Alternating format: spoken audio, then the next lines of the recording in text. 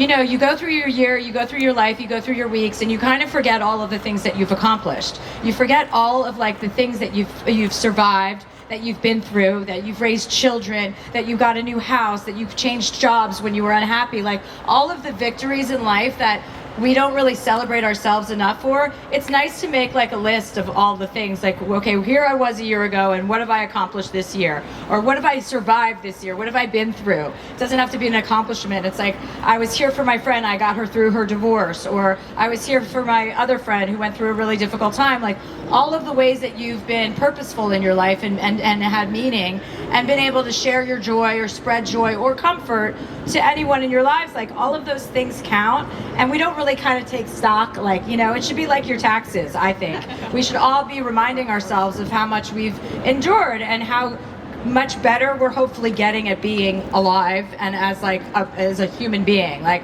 I want to be more present, so I decided to take the steps to make that happen.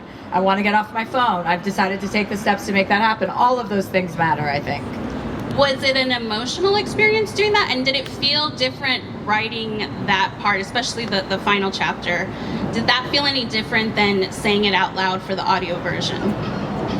Yeah, I mean, they're both were. It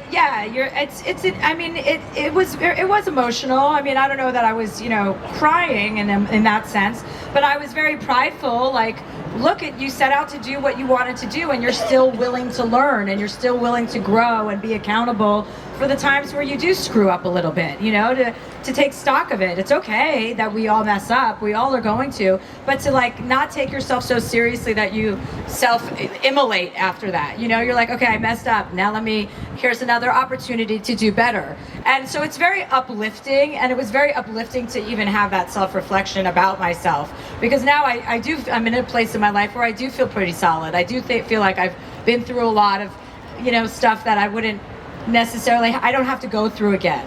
I always say, like, I like to learn every lesson, like the first time, I want to make the first time the last time. I don't want to go to summer school, I want to go to Mallorca. So like, I'm trying to always, if there's a lesson, it's like, bring it on, welcome the pain, bring it on the pain.